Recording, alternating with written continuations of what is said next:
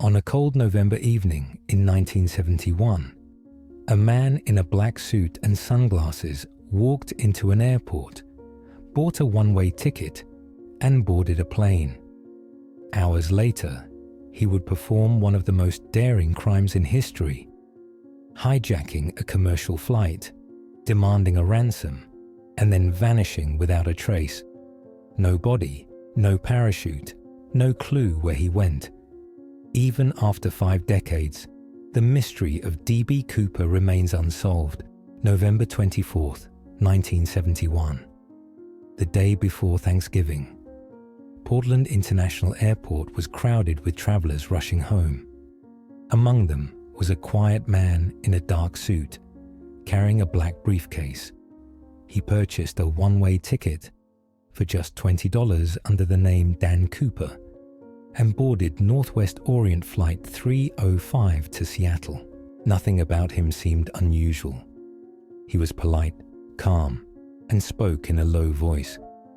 But shortly after takeoff, everything changed. Cooper handed a note to flight attendant Florence Schaffner.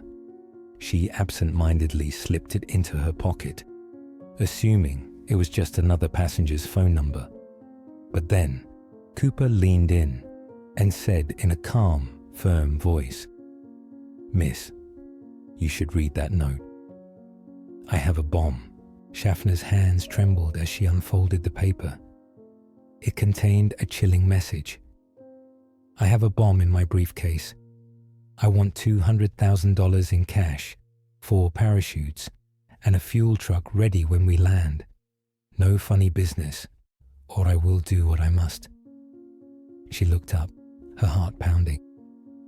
Cooper opened his briefcase just enough for her to see wires, red sticks, and what appeared to be dynamite. He wasn't bluffing. The crew immediately informed the cockpit.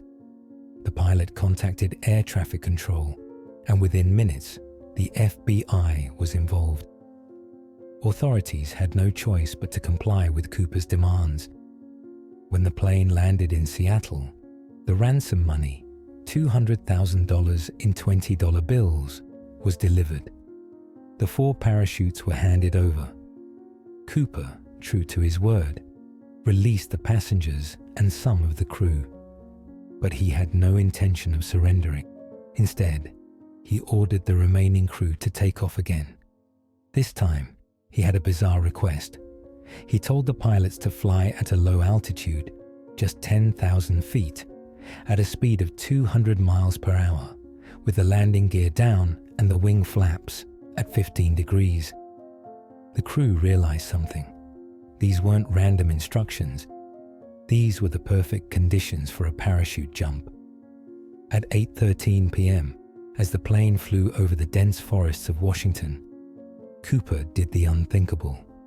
He strapped on a parachute, secured the money bag to himself, and walked toward the rear of the aircraft.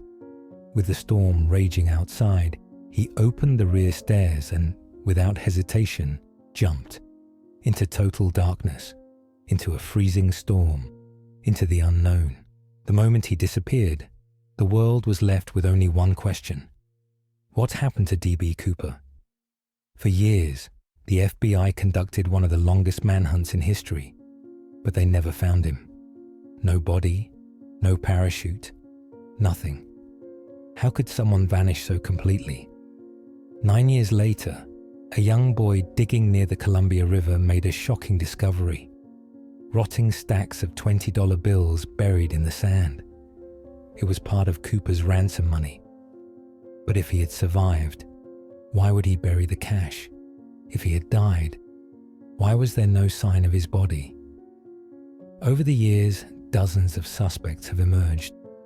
Some claimed to be Cooper. Some were accused by family members. The FBI investigated military veterans, criminals, and even former airline employees. But no one ever matched all the details. In 2016, after 45 years of investigation, the FBI officially closed the case. But the legend of D.B. Cooper remains. Was he a mastermind who pulled off the perfect crime? Or was he a desperate man who met his end in the wilderness? One thing is certain, his mystery will never be forgotten. What do you think happened to D.B. Cooper? Let us know in the comments below.